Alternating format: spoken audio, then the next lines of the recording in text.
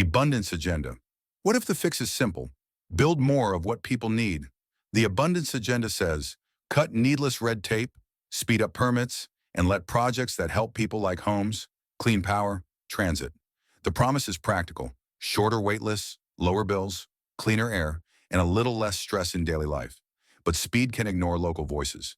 The abundance answer: set clear rules up front, then move. That way, neighbors, workers, and nature are all protected. And projects finish in years, not decades. That's the idea in a nutshell. Pro-housing. If build more is real, you'll see it first in housing. Pro-housing campaigns say, allow more homes near buses and trains, legalize small apartments, and stop rules that quietly ban new neighbors. The boring, powerful result over time: more supply where people want to live with gentler rent pressure. If we can permit buildings faster, can we permit technology faster too? Techno-optimist, accelerationism. This tongue twister just means let useful tech, especially AI, move faster. Fans say progress solves problems. Don't smother it in fear. Critics worry speed can skip safety and sidestep democracy. Think of it as the press the gas camp. We'll meet the tap the brakes camp next. Move carefully. Here's the counter idea. Powerful tools need clear guardrails.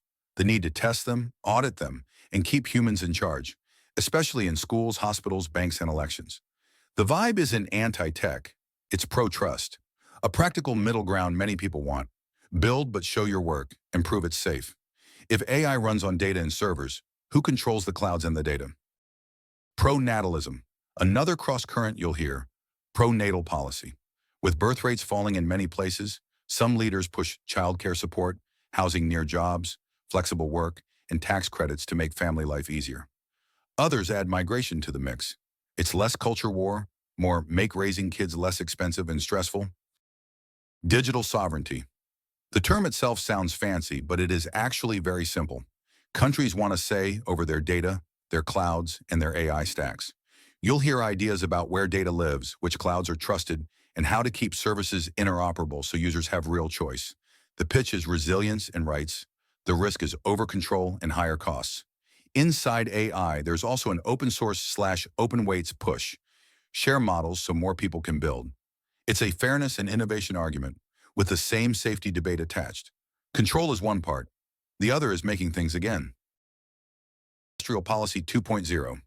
Remember when industrial policy felt retro? It's back with a green twist. Governments are trying to cut emissions, reshore key supply chains, and create good jobs by backing factories, grids, batteries, and clean tech. The hope is to achieve faster climate progress and sturdier economies while taking caution, designing it well so it's not wasteful and keep competition fair. Supply chain security. After years of shocks, many countries now value reliability over the absolute cheapest price. That means friendshoring, diversifying suppliers, and keeping a few critical capabilities at home. For you, that can mean fewer stockouts and steadier prices when things go sideways. But some say the real win isn't building more, it's using less. Degrowth. Degrowth argues that rich countries should use fewer resources on purpose to stay within planetary limits. The goal is a good life with less waste, better transit, durable goods, repair culture, and quality public services. Critics say growth funds health and innovation. Supporters say well-being matters more than raw GDP. Either way, the less but better idea is in more debates now. Let's widen the lens. 2025 isn't just new ideas at home. The world order is shifting. Multipolarism. You'll hear more about a multipolar world. Several power centers, not just one. The through line is simple. More voice for the global south and more choices in trade and tech. Whether you cheer or worry, this shapes prices, alliances, and the apps and payment rails we all use. Citizens' assemblies and deliberative democracy. Some cities and countries are testing citizens' assemblies by randomly selected people who study a topic, hearing from experts, and propose practical steps. It's a simple question. What if we put ordinary people in a good process and followed their advice? Municipalism.